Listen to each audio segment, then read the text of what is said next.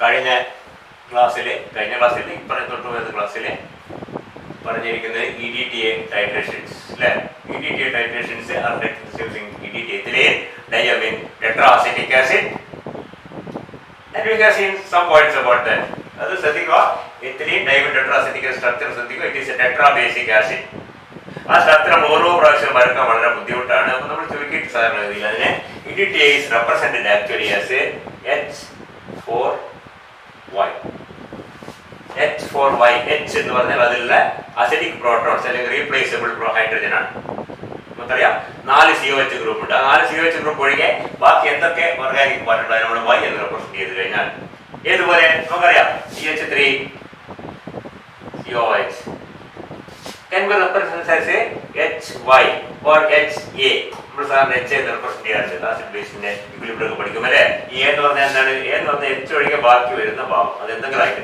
അതേപോലെ H ഒഴികെ 4 H ഒഴികെ ബാക്കി വരുന്ന ഭാഗത്ത് നമ്മൾ Y എന്ന് റെപ്രസെന്റ് ചെയ്താൽ we can write EDTA simply as H4Y. കാരണം EDTA എല്ലാ റിയാക്ഷനിലും ആകെ മാറ്റം വരുന്നതാണ് ഇവിടെ മാത്രമാണ്. ഈ പ്രോട്ടോൺസ് ബാക്കി എല്ലാ ഭാഗത്തും യാതൊരു മാറ്റം വരുന്നത് നമ്മുടെ കോംപ്ലക്സേഷൻ റിയാക്ഷൻ. അതുകൊണ്ട് തന്നെ നമുക്ക് ആ ഭാഗം വീണ്ടും കൂടി സമയം കളയേണ്ട ആവശ്യം മാത്രം വളരെ കോംപ്ലിക്കേറ്റഡ് നമുക്കറിയാം. അതുകൊണ്ട് സാറിന് EDTA as H4Y so that the disodium salt of EDTA can be represented as a Na2H2Y. So EDTA being a very weak acid, we have seen that it is not at all soluble in water. It ionizes in water only to a very small extent, so that its solutions of appreciable concentration cannot be prepared in water. വളരെ dilute solution മാത്രമേ ഉണ്ടാക്കാൻ പറ്റൂ. നമുക്ക് കാരണം EDTA 0.1 മോളാറോ 0.05 മോളാറോ 0.025 മോളാറോ solution നമുക്ക് ഉണ്ടാക്കാൻ EDTA ഉപയോഗിച്ച് പറ്റില്ല. കാരണം ഇതിന്റെ സോളിബിലിറ്റി വളരെ കുറവാണ്. അതുകൊണ്ടാണ് നമ്മൾ ഇത് ഉപയോഗിക്കുന്നത് disodium salt of EDTA. It is more soluble in water, and the commercially available form of the EDTA is the disodium salt dihydrate. നമ്മൾ ഒരു കെമിക്കൽ വെക്കുന്ന കടയിൽ പോയിട്ട് EDTA വാങ്ങിച്ചാൽ കിട്ടുന്ന സാധനം മിക്കവാറും EDTA ഒറിജിനൽ സോൾട്ട് കിട്ടും. EDTA can be purchased, EDTA disodium can be purchased, EDTA tetrasodium salt can be purchased, but commonly it is a disodium salt, and disodium salt is obtained commercially as the dihydrate. This chemical is that we use in the laboratory. നമ്മൾ സാധാരണ രീതിയിൽ EDTA solution ഉണ്ടാക്കാൻ നമ്മൾ ഇതാണ് ഉപയോഗിക്കുന്നത്. മനസ്സിലായോ? അപ്പോൾ നമ്മൾ EDTA സൊല്യൂഷൻ ഉണ്ടാക്കാൻ ഉപയോഗിക്കുന്നത് ഡൈസോഡിയം സോൾട്ട് ഡൈഹൈഡ്രേറ്റ് ആണ്. അതാണ് നമ്മുടെ കെമിക്കൽസിന്റെ ഷോപ്പിൽ പോയിട്ട് വാങ്ങിക്കുന്ന സാധനം. അതിന്റെ മോളിക്കുലർ മാസ് ഏകദേശം 372 അങ്ങനെയാണ്. അപ്പോൾ അതിനനുസരിച്ച് നമ്മൾ സൊല്യൂഷൻ ഉണ്ടാക്കാം. ഈ സൊല്യൂഷൻ ഒക്കെ നമ്മളാണ് ഉണ്ടാക്കേണ്ടത്. നിങ്ങൾ ഡിഗ്രി ക്ലാസ് വരെ ഇങ്ങനത്തെ സൊല്യൂഷൻസ് ഒക്കെ ഉണ്ടാക്കി തരുന്നത് ലേബേഴ്സ് ഉണ്ടായിരുന്നു. ഇനി മുതൽ നിങ്ങൾ ഓരോ സൊല്യൂഷൻ ഓരോ എക്സ്പെരിമെന്റ് ചെയ്യുമ്പോഴും ചെയ്യാൻ തുടങ്ങുമ്പോഴും അതിന് വേണ്ട സൊല്യൂഷൻസ് ഒക്കെ prepare by yourself well before the practical class. അപ്പോൾ അടുത്ത ആഴ്ച പ്രാക്ടിക്കൽ ഉണ്ടെങ്കിൽ ഈ ആഴ്ച സൊല്യൂഷൻ ഒക്കെ റെഡിയാക്കി വെച്ചിട്ട് നമ്മൾ അടുത്ത ആഴ്ച മിനിമം തലേ ദിവസങ്ങളിൽ സൊല്യൂഷൻ റെഡിയാക്കി വെക്കണം. ഇതൊരു പ്രധാനപ്പെട്ട പോയിന്റ് ആണ്, ശ്രദ്ധിക്കുക. ഏതെങ്കിലും ലാബ് എക്സ്പെരിമെന്റ് ഉണ്ടെങ്കിൽ അതിന് വേണ്ട കാര്യങ്ങളൊക്കെ മുൻകൂട്ടി ഒരുക്കി വെച്ചിട്ട് നമ്മൾ പ്രാക്ടിക്കൽ ചെയ്യാൻ തുടങ്ങാൻ. കാരണം നമ്മൾ ഒരു ദിവസം രാവിലെ വന്ന് ഫസ്റ്റ് പീരീഡ് ക്ലാസ് ഉണ്ട്, അത് കഴിഞ്ഞ് 4 മണിക്കൂറുണ്ട്, 4 പീരീഡ് ഉണ്ട്. ഈ 4 പീരീഡ് കൊണ്ട് പ്രാക്ടിക്കൽ എക്സ്പെരിമെന്റ് ചെയ്തെടുക്കണമെങ്കിൽ അതിനുവേണ്ട സൊല്യൂഷനൊക്കെ നമ്മൾ അന്നേരം ഉണ്ടാക്കാൻ ശ്രമിച്ചാൽ നമ്മളുടെ ലാബ് പോകും. അത് പ്രൊസീജിയർ ഉണ്ടാവില്ല. അത് പ്രൊസീജിയർ നോക്കി എന്തൊക്കെ വേണ്ടതെന്ന് മനസ്സിലാക്കി ആ സൊല്യൂഷനൊക്കെ അതിന് കെമിക്കൽസ് സ്റ്റോറിൽ അതൊക്കെ അവിടെ പോയി വാങ്ങിച്ച് എടുത്ത് ഓരോന്ന് വെയിറ്റ് എടുത്ത് കലക്കി വെള്ളം എടുത്ത് സൊല്യൂഷൻ ആക്കി കുപ്പി ഉണ്ടാവില്ല, കുപ്പി എടുത്ത് കഴുകി എന്നൊക്കെ പറഞ്ഞിട്ട് അവസാനം നമ്മൾ സൊല്യൂഷൻ ഉണ്ടാക്കുമ്പോഴേക്ക് ഉച്ച കഴിഞ്ഞിട്ടുണ്ടാവും. പിന്നെ നമുക്ക് എക്സ്പെരിമെന്റ് കംപ്ലീറ്റ് ആക്കാൻ പറ്റില്ല. So that will take 2 days for the completion of A single experiment. അത് ഒഴിവാക്കാൻ വേണ്ടി അത് ഇനോർഗാനിക്കലായാലും ഫിസിക്കലായാലും നമ്മൾ എന്താണ് അടുത്ത ക്ലാസ് ചെയ്യുന്നത്. അപ്പോൾ നമുക്ക് ടൈം അനുസരിച്ച് തിങ്കളാഴ്ച ഇനോർഗാനിക്കൽ പ്രാക്ടിക്കല്, വേറൊരു ദിവസം അതുപോലെ ഓർഗാനിക് ഉണ്ടാവും, വേറെ ദിവസം ഫിസിക്കൽ ഉണ്ടാവും.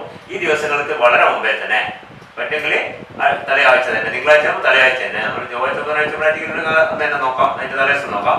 തിങ്കളാഴ്ച ആയതുകൊണ്ട് നമ്മൾ വെള്ളിയാഴ്ച വ്യാഴാഴ്ചയോ പിന്നെ അന്വേഷിക്കുക, എന്താണ് അടുത്ത ആഴ്ച എക്സ്പെരിമെന്റ് അന്വേഷിക്കുക. അതിന് വേണ്ട സൊല്യൂഷൻസ് ഒക്കെ റെഡിയാക്കുക. സൊല്യൂഷൻ റെഡിയാക്കി വെക്കുക എന്ന് പറഞ്ഞാൽ കുറച്ച് ബുദ്ധിമുട്ടുണ്ട്, അത്ര എളുപ്പമല്ല. ഓക്കെ, എന്തൊക്കെ വേണമെന്ന് ആദ്യം ടീച്ചറോട് എന്നോട് ആരോടെന്ന് വെച്ച് ചോദിച്ച് മനസ്സിലാക്കാം. പിന്നെ സൊല്യൂഷൻസ് ഒക്കെ വേണം. അത് എത്ര ml വേണം, അല്ലെങ്കിൽ എത്ര ലിറ്റർ വേണം, അത് എത്ര മോളാർ വേണം, എത്ര കോൺസെൻട്രേഷൻ വേണം. അതിനനുസരിച്ച് നിങ്ങൾക്ക് വളരെ പ്രശ്നങ്ങൾ ഉണ്ടാവും. കാരണം നിങ്ങൾ ഇതൊന്നും പരിചയിച്ചിട്ടില്ല. പക്ഷെ പരിചയിച്ചാൽ വളരെ എളുപ്പമാണ്. ഈ സൊല്യൂഷൻ നിങ്ങൾ സ്വന്തമായിട്ടുണ്ടാക്കാൻ ശ്രമിക്കുക, വളരെ പ്രധാനമാണ്. ഒരു സൊല്യൂഷൻ എങ്ങനെയാണ് ഒരു 0.1 മോളാർ സൊല്യൂഷൻ ഉണ്ടാക്കുക? ഒരു 0.1 മോൾ സൊല്യൂഷൻ ഓഫ് എ സോൾട്ട് നമുക്ക് വളരെ എളുപ്പമാണ്. ഒരു സോൾട്ടിന്റെ ഒരു സോളിഡിന്റെ 0.1 മോളാർ സൊല്യൂഷനോ 0.1 നോർമൽ സൊല്യൂഷൻ ഉണ്ടാക്കണം. അതിനെ ഈക്വൽ മോളിക്കുലർ മാസ് എടുത്തിട്ട് അതിന്റെ 10 എടുത്ത് ലിറ്ററിൽ കലക്കുക. 100 ml അങ്ങനെ വീണ്ടും അതിന്റെ 10 ആക്കും അല്ലേ? അങ്ങനല്ലേ? നിങ്ങൾ പറഞ്ഞേണ്ട ആവശ്യമില്ല, ശ്രദ്ധിക്കുക. ഒരു സാധനത്തിന്റെ മോളിക്കുലർ മാസ് 185 ആണെങ്കിൽ മോളിക്കുലർ മാസ് നമുക്ക് ഞാൻ നേരത്തെ പറഞ്ഞു നമുക്ക് അതിന്റെ മോളിൽ ഫോർമുല ഉണ്ടാവും. ഫോർമുല നമുക്കറിയാം, അതിൽ കണക്ക് കൂട്ടാം. മിക്കവാറും എല്ലാ സാധനത്തിന്റെയും മോളിക്കുലർ മാസ് അതിന്റെ ബോട്ടിലിന്റെ മോളിൽ തന്നെ നോക്കിയാൽ വായിച്ചെടുക്കാൻ പറ്റും. മോളിക്കുലർ മാസ് 185 ആണെങ്കിൽ suppose you have to prepare 1 liter of a 1 molar solution. എന്താ വേണ്ടത്? മോളിക്കുലർ മാസ് 185 ആണ്. That means molarity means number of moles of solute percent ഇതൊക്കെ അറിയണം. Per litre of the solution 1 litre solution 150 gram എടുക്കുക, 1 litre വെള്ളം എടുക്കുക, dissolve ചെയ്യുക, no problem. അത് റഫായിട്ട് ഉണ്ടാക്കുന്നതാണ്. കറക്റ്റ് ആണെങ്കിൽ എന്ത് വേണം നമുക്കറിയാം. അന്നേരം വ്യത്യാസമുണ്ട്. അന്നേരം വെള്ളം അളക്കാൻ പാടില്ല. സ്റ്റാൻഡേർഡ് ഫ്ലാസ്കിലെ മനസ്സിലായില്ലേ? നമ്മൾ മിക്കവാറും സൊല്യൂഷൻസ് ഒക്കെ റഫായിട്ട് ഉണ്ടാക്കും. നമ്മൾ ചിലപ്പോൾ എന്താവും കറക്റ്റ് ആയിട്ട് ഉണ്ടാക്കുന്ന സ്റ്റാൻഡേർഡ് സൊല്യൂഷൻസ് ആണ്. അത് ഉണ്ടാക്കുമ്പോൾ നമ്മൾ എന്ത് വേണം? Should use A standard flask. ഈ സോളിഡ് അതിലേക്ക് ഇട്ട് വെള്ളം ഒഴിച്ച് ഡിസോൾവ് ചെയ്ത് മേക്കപ്പ് ചെയ്തെടുത്താൽ എന്താവും? സ്റ്റാൻഡേർഡ് സൊല്യൂഷൻ ആവും. അല്ലാതെ 185 ഗ്രാം സോളിഡ് എടുത്ത് 1 ലിറ്റർ വെള്ളം വേറെ ഫ്ലാസ്കിലാണെന്ന് വെച്ച് മിക്സ് ആക്കിയാലേ അത് റഫ്ലി 1 മോളാർ ആയിരിക്കും. പക്ഷെ എന്താ എക്സാക്ട്ലി ആയിരിക്കില്ല. അപ്പൊ അതിന്റെ ആവശ്യത്തിനനുസരിച്ച് ഇപ്പൊ 2 മോളാർ ആസിഡ് എന്ന് പറഞ്ഞാൽ ഒരിക്കലും 2 മോളാർ ആസിഡ് കൃത്യമായിട്ട് വേണ്ടിയുള്ളത് വേറെ തന്നെ റിയാക്ഷന്റെ കൂടെ ചേർക്കാനുള്ള സാധനമായിരിക്കും. ആണെങ്കിൽ നമ്മൾ റഫായിട്ട് ഉണ്ടാക്കിയാൽ മതി. ഇങ്ങനെ 2 മോളാർ HCl ഉണ്ടാക്കുക കുറച്ച് ബുദ്ധിമുട്ടുള്ള കാര്യമാണ്. പെട്ടെന്ന് ആലോചിച്ചാൽ കിട്ടില്ല. അതിന് നമ്മൾ എന്തറിയണം? നമ്മൾ വാങ്ങിക്കുന്ന കോൺസെൻട്രേറ്റ് HCl നോർമാലിറ്റിയുടെ മൊളാരിറ്റി അറിഞ്ഞിരിക്കണം. HCl ആയാലും നൈട്രിക് ആസിഡ് ആയാലും സൾഫ്യൂരിക് ആസിഡ് ആയാലും അമോണിയം സൊല്യൂഷൻ ഇതൊക്കെ സൊല്യൂഷൻ ആയാലൊക്കെ അതിനൊക്കെ ഒരു നിശ്ചിത മൊളാരിറ്റിയിലാണ് വാങ്ങാൻ കിട്ടുന്നത്. കോൺസെൻട്രേറ്റ് HCl എന്ന് പറഞ്ഞാൽ ഇത്ര മോളാറാണ്, കോൺസെൻട്രേറ്റ് സൾഫ്യൂരിക് ആസിഡ് പറഞ്ഞാൽ ഇത്ര മോളാറാണ്, കോൺസെൻട്രേറ്റ് നൈട്രിക് ആസിഡ് ഓരോന്നും വ്യത്യാസമുണ്ട്. ഇത്ര നോർമാലിറ്റി മൊളാരിറ്റി നമുക്കറിയാം. HCl nitric acid normality molarity ഒന്നാണ്. സൾഫ്യൂരിക് ആസിഡ് മൊളാരിറ്റിന്റെ നേരെ എന്താണ് ഇരട്ടിയാണ് നോർമാലിറ്റി. ഇതൊക്കെ നമുക്ക് അറിയുന്ന കാര്യമാണ്. For example, concentrated sulfuric acid that we purchase commercially is a 18 molar solution. 18 molar sulfuric solution, 18 molar sulfuric acid, or it is 36 normal sulfuric acid. അപ്പോൾ അതിനനുസരിച്ച് നമ്മൾ ഡൈല്യൂട്ട് ചെയ്തെടുക്കണം. 36 നോർമൽ സൾഫ്യൂരിക് ആസിഡ് ഇതാ നിങ്ങൾ ആലോചിച്ചോക്കെ. 36 നോർമൽ സൾഫ്യൂരിക് ശ്രദ്ധിച്ച് മനസ്സിലാക്കണം. നമ്മൾ രാവിലെ ചെയ്യേണ്ടതാണ് 36 നോർമൽ സൾഫ്യൂരിക് ആസിഡ് എന്താണ്?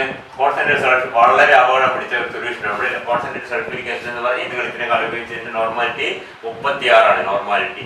ഇതൊരു പാത്രത്തിലുണ്ട്, ഒരു ബോട്ടിലുണ്ട് തരിക. നമുക്ക് ഒരു 2 ലിറ്റർ 2 നോർമൽ സൾഫ്യൂരിക് ആസിഡ് വേണമെന്ന് വിചാരിക്കുക. നമുക്ക് ആവശ്യമുള്ള എന്താണ്? ഈ നമ്മൾ അടുത്ത ആഴ്ചത്തെ എക്സ്പെരിമെന്റ് നമുക്ക് for example we require 2 liters of 2 normal sulfuric acid. How will you prepare it? ക്ലാസ്സിൽ അങ്ങനെ ഇപ്പോൾ ചോദിച്ചാൽ നല്ല രസമായിരിക്കും. എല്ലാവരും ഇങ്ങനെ വേറെ നോക്കുന്നത് നമുക്കറിയാം. It's very simple. നമ്മൾക്ക് വേണ്ടത് എന്താണ്? 2000 ml. അതിനാ V1 എടുക്കുക.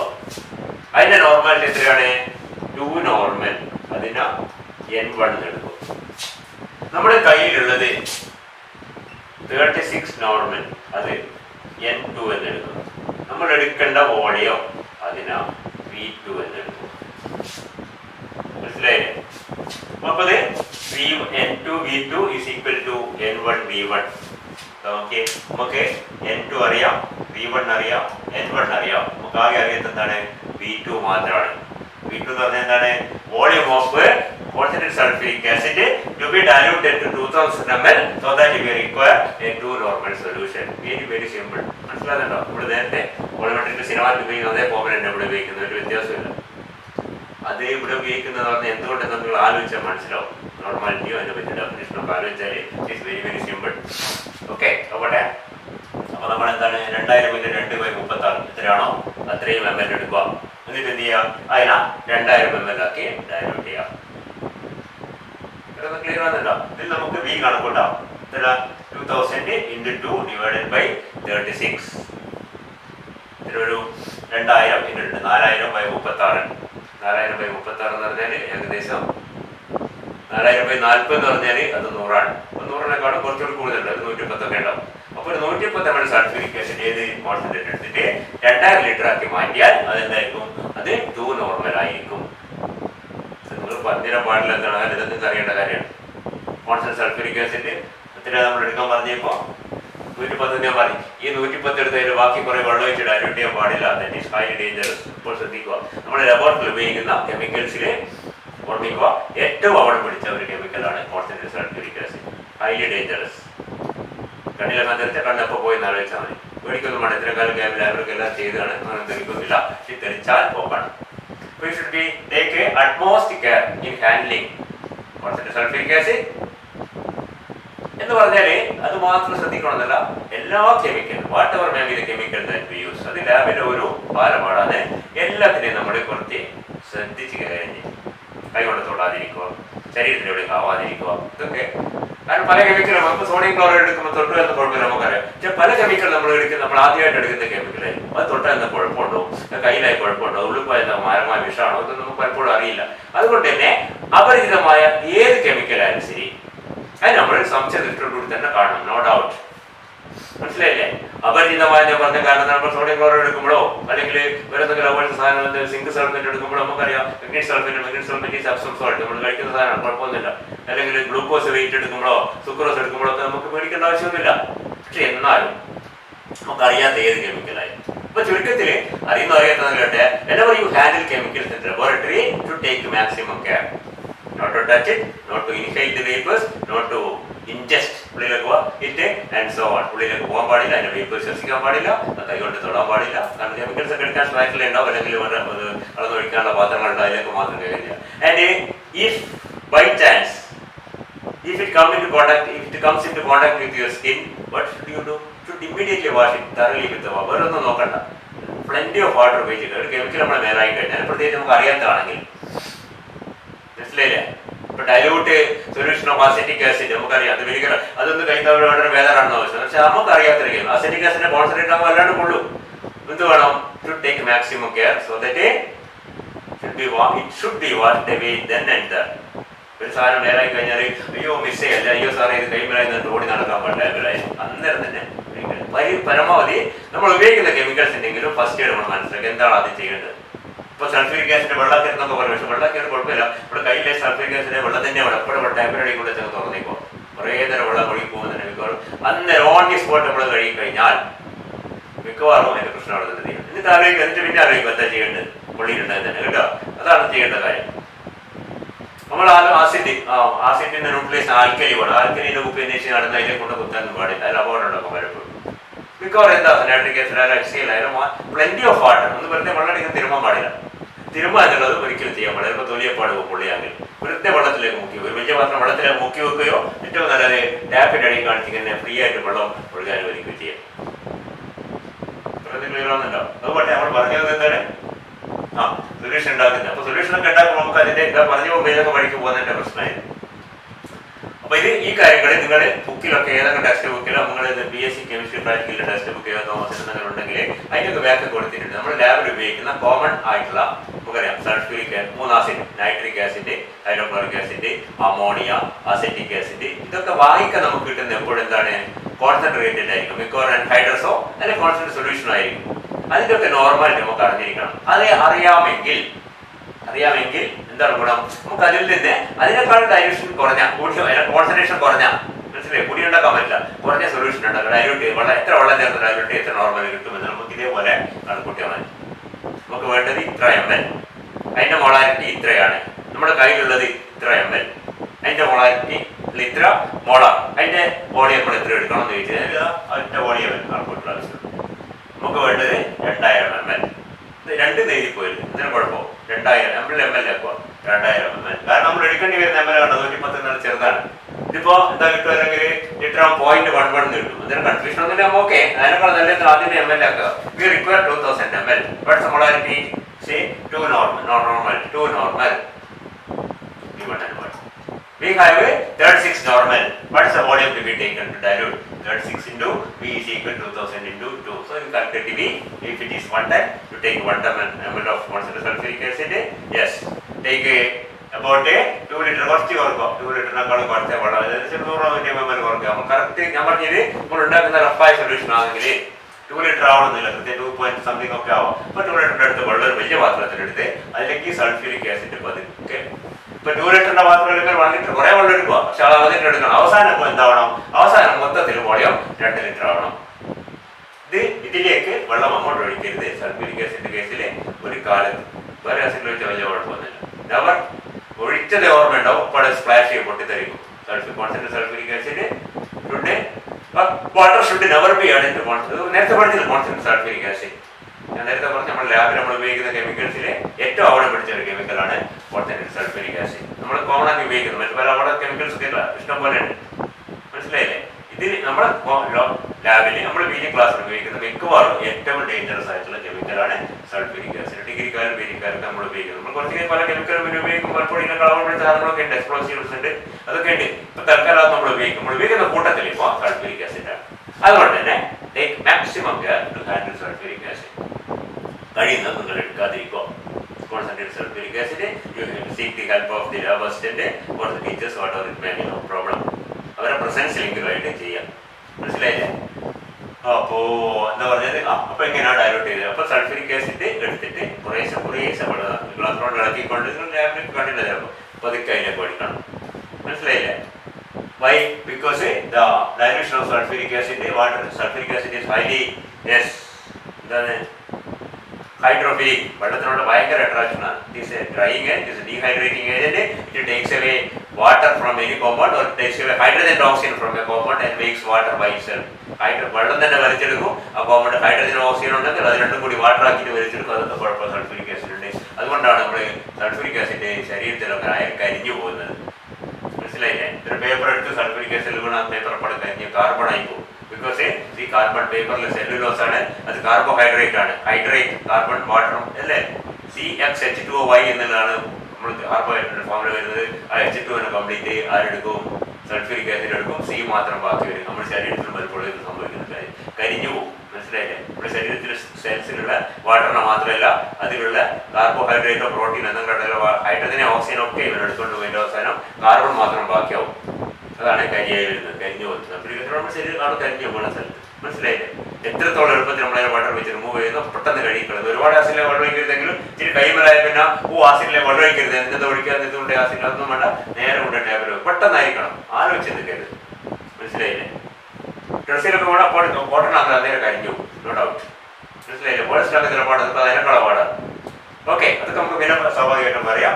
അപ്പോഴേ ഡൈസോഡിയം സോൾട്ട് ഓഫ് EDT ആണ് ഉപയോഗിക്കുന്നത്. And we can see that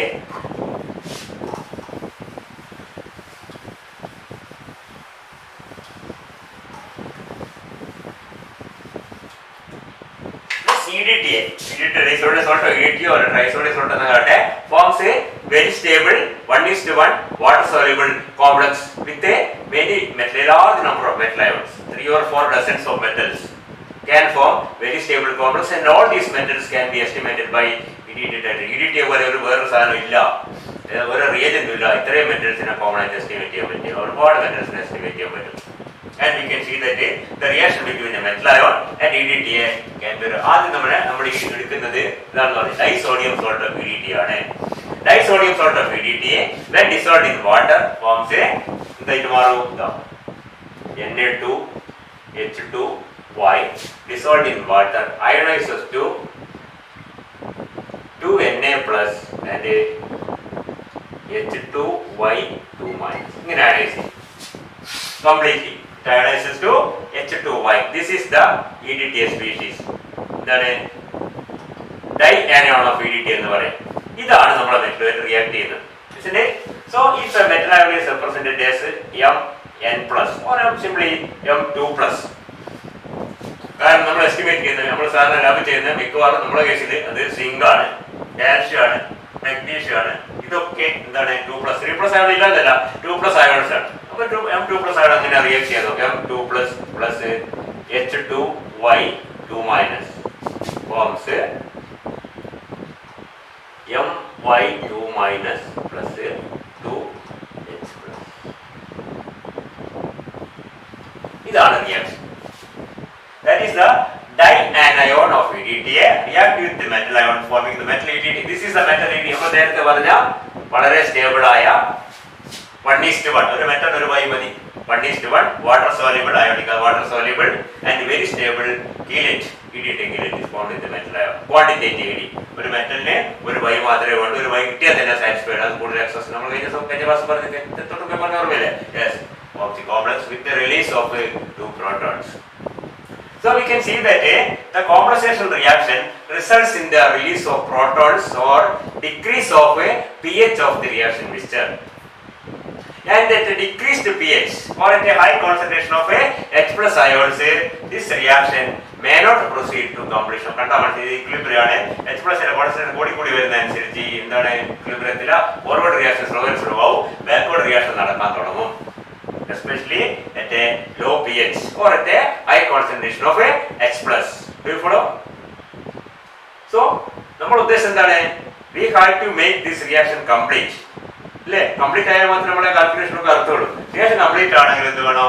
reaction forward ഡയറക്ഷനിൽ കംപ്ലീറ്റ് ആയി നടക്കണമെങ്കിൽ ഈ സാധനം, അതായത് concentration of H plus should be very small in the medium. എന്ന് പറഞ്ഞാൽ എന്താണ്? ആ മീഡിയത്തിലെ H പ്ലസിന്റെ കോൺസെൻട്രേഷൻ വളരെ കുറഞ്ഞിരിക്കണം എന്ന് പറഞ്ഞാൽ സൊല്യൂഷൻ ഷുഡ് ബി പ്രോബബ്ലി ഒരു ബേസിക് മീഡിയം ആണെങ്കിൽ, or if the pH is higher than 7, 8, 9, 10, 11, etc., that means the medium itself is highly alkaline or highly alkaline, or concentration of H plus in that medium is very low, so that this reaction can proceed practically to completion. അതുകൊണ്ട് തന്നെ ഇഡിറ്റേറ്റ് ചെയ്യുമ്പോഴൊക്കെ അതിന്റെ മീഡിയത്തിന്റെ pH എന്ന് പറയുന്നത് വളരെ decisive ആണ്, വളരെ crucial ആണ്. പല കേസിലും അത് എന്തായിരിക്കണം? വളരെ കൂടുതലായിരിക്കണം. എല്ലാ കേസിലും അല്ല, അത് കൃത്യം മനസ്സിലാവും. പല കേസിലും അത് വളരെ കൂടുതലായിരിക്കണം. നമ്മുടെ ലാബില് നിങ്ങൾ കഴിഞ്ഞ BSc സെക്കൻഡ് ഇയറിനാണ്, കുറച്ച് കഴിഞ്ഞിട്ടുണ്ടാവും. സെക്കൻഡ് ഇയറിന് വോളറോട്ടിക് അനാലിസിസ് ചെയ്തിട്ടുണ്ടാവും. ഇഡിറ്റേഷൻ മറന്നുപോയിട്ടുണ്ടാവും. സെക്കൻഡ് ഇയർ ചെയ്തിട്ട് ഒരു കൊല്ലം കഴിഞ്ഞ് പിന്നെ ഒരു കൊല്ലം വീണ്ടും കഴിയാനായി, 2 കൊല്ലം ആവാറായി, മറന്നുപോയിട്ടുണ്ടാവും. കുഴപ്പമില്ല. ആർക്കും ഓർമ്മ ഉണ്ടാവും? ബഫർ സൊല്യൂഷൻ ഓർമ്മ ഉണ്ടാവും.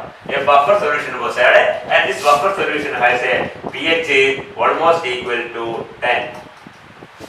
അപ്പോൾ വെൽ ബഫേർഡ് മീഡിയത്തിലായിരുന്നു നമ്മൾ ടൈട്രേഷൻ ചെയ്യേണ്ടത്. ബഫർ സൊല്യൂഷൻ എന്ന് പറഞ്ഞാൽ എന്തായിരുന്നു? മീഡിയം ബഫേർഡ് എന്ന് പറഞ്ഞാൽ എന്താ അർത്ഥം? It resists the change in pH by the addition of a small quantity of acid or a base. നിങ്ങൾ പഠിക്കുന്ന ഡെഫിനിഷൻ തന്നെ ഒരു ബഫർ സൊല്യൂഷൻ ഡെഫിനിഷൻ എന്താ പഠിച്ചിരിക്കുന്നത്? The solution which resists the increase or change in pH by the addition of a small quantity of acid or base. അപ്പോൾ pH-നെ അധികം മാറാതെ സ്റ്റേബിളായി നിർത്താൻ വേണ്ടിയിട്ടുള്ള ഒരു സാധനമാണ് ബഫർ സൊല്യൂഷൻ. ആ സൊല്യൂഷൻ അതിൻ്റെതായ ഒരു pH ഉണ്ട്. ഇപ്പോൾ pH വളരെ കൂടിയ 10 എന്ന് പറഞ്ഞാൽ ആൽക്കലൈനാണ്. ഈ pH-ലാണ് മിക്കവാറും റിയാക്ഷൻ നമ്മൾ സിങ്കിന്റെയും മെഗ്നീഷ്യത്തിൻ്റെ ഒക്കെ റിയാക്ഷൻ നടക്കുന്നില്ല, കംപ്ലീറ്റ് ആവുന്നത്. എന്തുകൊണ്ടാണ് ഒരു ബഫർ സൊല്യൂഷൻ? സ്ഥിരമായിട്ട് ബയോസിക്ക് പലപ്പോഴും എക്സ്പെരിമെന്റ് ചെയ്ത് കഴിഞ്ഞ് നമ്മൾ പ്രാക്ടിക്കൽ എക്സാമിന് വരുമ്പോൾ ബയോക്ക് വരുന്ന സാറന്മാർ ചോദിക്കുന്ന ചോദ്യമാണ്, ഇഡിറ്റിയ സൊല്യൂഷനുകൾ എന്താ ആഡ് ചെയ്യുന്നത്? ഇൻഡിക്കേറ്റർ ഉണ്ട്, ബഫർ ഉണ്ട്. എന്തിനാണ് ബഫർ ആഡ് ചെയ്യുന്നത്? ബഫർ ആഡ് ചെയ്യുന്നതിനാണ് pH മെയിൻറ്റെയിൻ ചെയ്യാനാണ്. pH എങ്ങനെ മെയിൻറ്റെയിൻ ചെയ്യണം? pH is maintained at a alkaline pH or a high value. എന്തിനാണ്? Because the compensation titration involves protons and these protons are produced in the forward direction, and if the proton production is large, we can see that the reaction will not proceed to completion.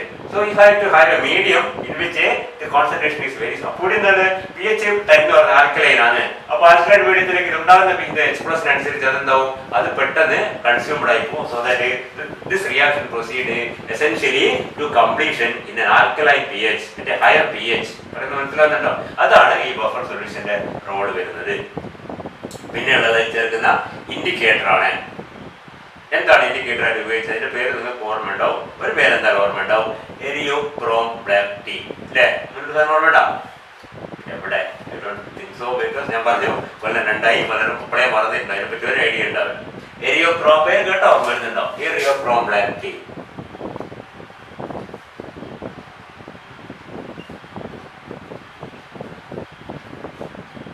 ഇതൊരു dye ആണ്, organic dye സ്റ്റഫാണ്.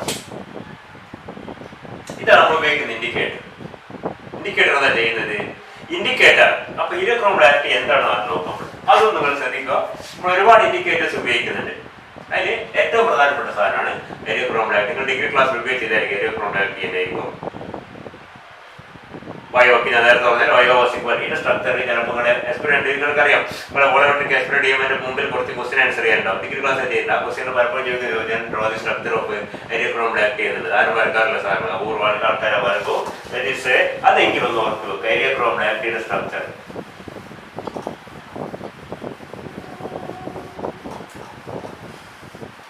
ഏരിയക്രോം ആക്ടിന്റെ പ്രത്യേകത ഞാൻ പറഞ്ഞു, അതൊരു dye ആണ്.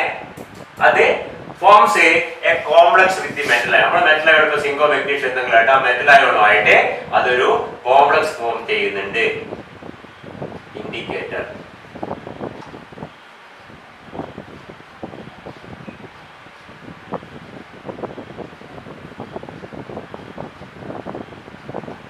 and it forms a metal indicator complex. നമ്മൾ EDTA പോലെ തന്നെ ഈ ഡൈയും അല്ലെങ്കിൽ ഈ ഇൻഡിക്കേറ്ററും മെറ്റലുമായിട്ട് ഒരു കോംപ്ലക്സ് ഫോം ചെയ്യുന്നത്. പക്ഷെ എന്താ ഇതിന്റെ പ്രത്യേകിച്ച്, this metal indicator complex is less stable than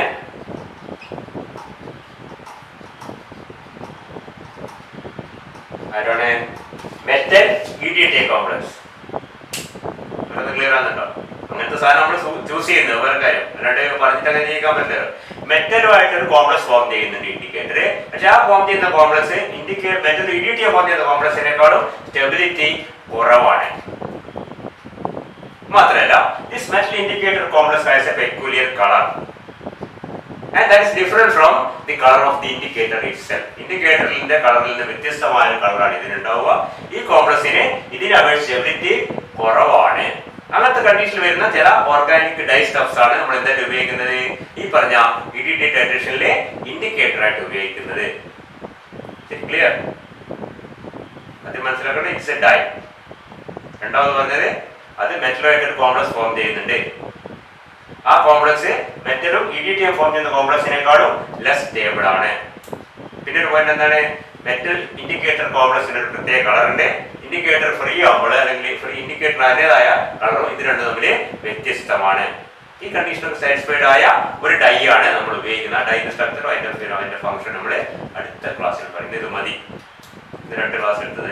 I think it's enough. കാര്യങ്ങളൊക്കെ മനസ്സിലാക്കി നിങ്ങൾ കുറേ നമ്മളേക്ക് മറന്നു കുറിച്ച് വെക്കുക കാര്യങ്ങളൊക്കെ കേട്ടോ, നോട്ടിൽ കുറിച്ച് വെക്കുക. എന്നിട്ട് പലപ്പോഴും ആവശ്യം വരും നമ്മൾ ചെയ്യുമ്പോൾ ഇതൊക്കെ നമ്മളത്തെ well versed in the theory എല്ലാം നമുക്ക് പ്രാക്ടിക്കൽ പെട്ടെന്ന് ചെയ്യാൻ പറ്റും. ചെയ്യുമ്പോൾ തെറ്റുകളൊക്കെ പെട്ടെന്ന് മനസ്സിലാക്കാൻ പറ്റും. അന്നേരം പമ്പ കളിക്കേണ്ട ആവശ്യം വരില്ല. അതുകൊണ്ട് കൃത്യമായിട്ട് കാര്യങ്ങളെ മനസ്സിലാക്കി വെക്കുക. Continue in the next class. Okay.